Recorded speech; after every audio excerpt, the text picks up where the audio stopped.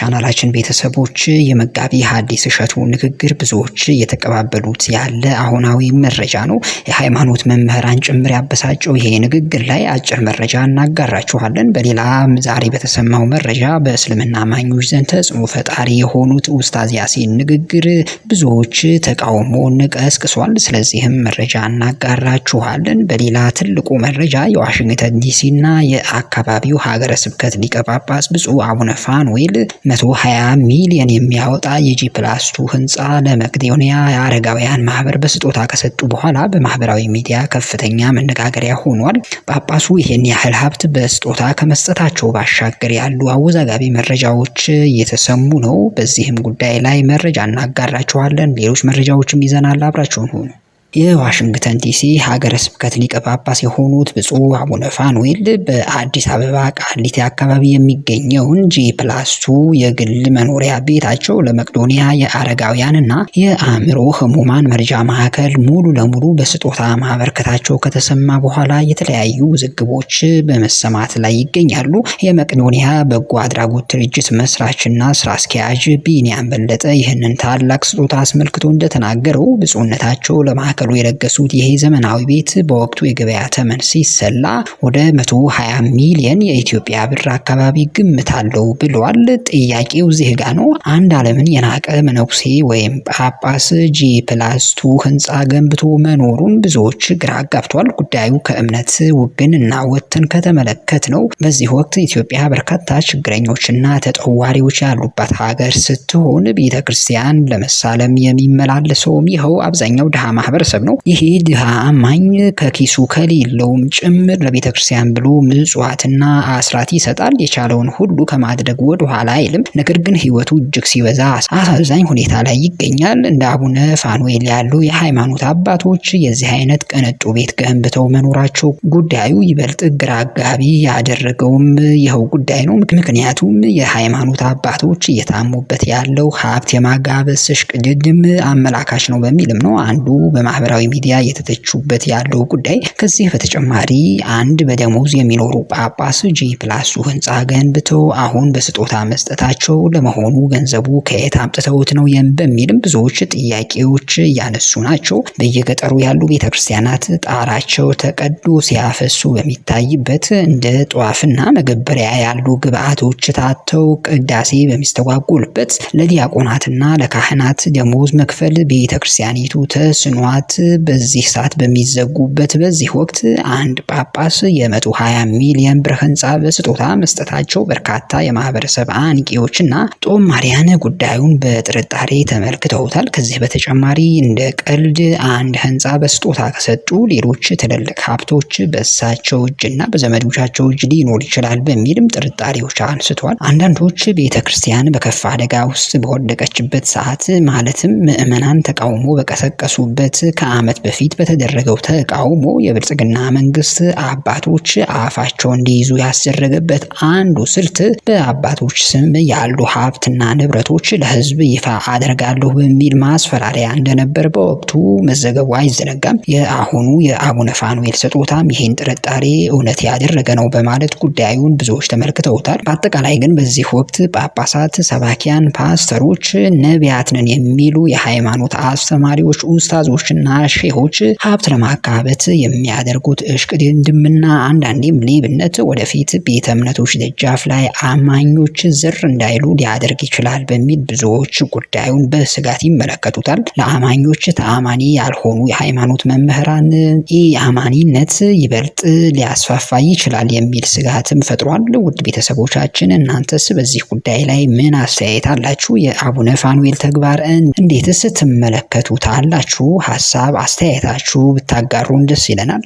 በሌላ አሁናዊ መረጃ ኡስታዝ ያሲን ኑሩ ቴዲ አፍሮን አዝማሪና የሊደርሺፕን ሳይንስ የማያውቅ ነው በማለት ተችተውታል። በዚህ ሰዓት የሚያዋጣን ዳስ መጣል ሳይሆን መደመር ነው በማለት መክሯል። ዳስ ጣል ብለህ ለትውልድ አይነገርም፣ ዳሱን አፍርሱትና ደስ የሚለው ተስፋ ላይ ተክታችሁ ስሩ። ይቺ ሀገር የተሻለች ትሆናለች። ትውልዱን ሀገር ፈርሳለች፣ ዳስህን ጣል ተብሎ አይገነባም። እንደዚህ የሚሉት ማህበራዊ ሳይንስን የማያውቁ የሚታወቁ ሰዎች ናቸው። የሊደርሺፕን ሳይንስ የሚያውቁ ገጣሚዎችና አዝማሪዎች ናቸው።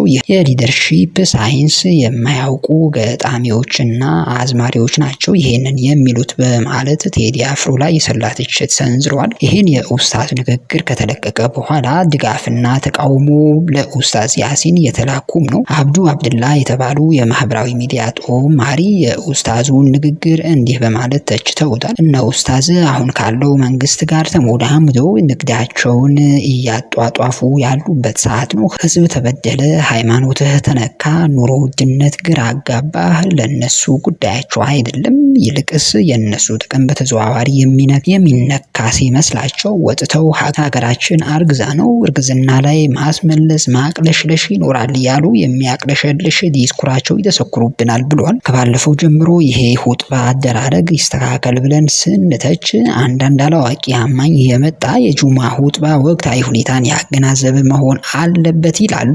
በማለትም ሃይማኖታዊ ትምህርትን ማስተማር በመተው የመንግስት ፕሮፓጋንዳ ማስተማር አግባብ አይደለም ብሏል። ይኸው ጦማሪ ኡስታዝ ያሲን ኑሩ በኢትዮጵያ ውስጥ ሰፊ ተቀባይነትና ትልቅ ተሰሚነት ያላቸው ታዋቂ የእስልምና እምነት መምህርና ዳኢ ወይም የሃይማኖት ጥሪ አድራጊም ናቸው። በተለይም በተለያዩ ወቅታዊና ማህበራዊ ጉዳዮች ላይ በሚሰጧቸው ትምህርቶች፣ ምክሮችና ዕዳዎች በብዙ ሺህ የሚቆጠሩ ሙስሊሞችን አድናቆትን ያተረፉም ሰው ናቸው። ኡስታዝ ያሲን የሃይማኖታዊ እውቀትን ከዘመናዊ ማህበራዊ ኑሮ ጋር በማቀናጀት የሚያስተምሩበት መንገድ ብዙዎችን ግራ እያጋባም ይገኛል። በዚህ ሰዓት ብዙዎችን ያስገረመው አንዱ ጉዳይ ድምጻችን ይሰማ በተሰኘው ትግል ወቅት ሙስሊሞች ከዜግነታችን ተፍቀን የሃይማኖት ነጻነታችንን ተነጠቅን ብለው ዳስ ጥለው ለትግል ያነሳሱ ኡስታዙ ዛሬ በሌሎች በደልና ጥያቄ ዳስ አይጣልም ብለው መተቸታቸው ግራ አጋቢ ሆኗል ተብሏል።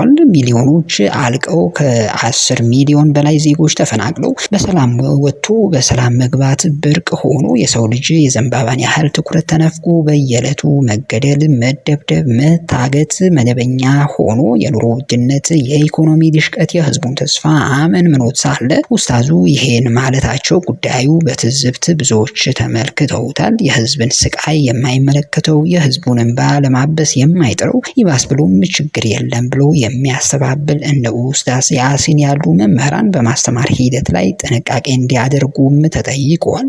በሌላ መረጃችን ከቀናት በፊት በመጋቢ ሐዲስ ሮዳስ ታደሰ 30ኛው መጽሐፍ ምረቃ ላይ ታዋቂው መምህር መጋቢ ሐዲስ እሸቱ አነጋጋሪ ንግግር አድርጓል። የኢትዮጵያ ወጣት ከፓስተር ከቄስና ከኡስታዝ ቀኝ ግዛት ካልተላቀቀ ማደግ አይችልም ብለዋል።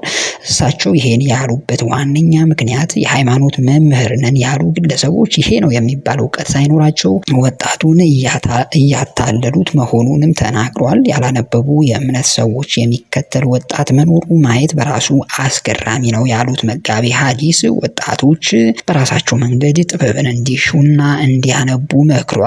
ሆኖም ግን ጉዳዩ ወጣቶች ወደ ቤተ እምነት እንዳይመጡና ሁሉንም መምህራን በጥርጣሬ እንዲታዩ ያደርጋል በሚል የመጋቢ ሐዲስ ንግግር አሰናካይ ነው በማለት የተቹ ሰዎችም አልጠፉም። እናንተም ሀሳብ አስተያየታችሁ ብታጋሩን ደስ ይለናል።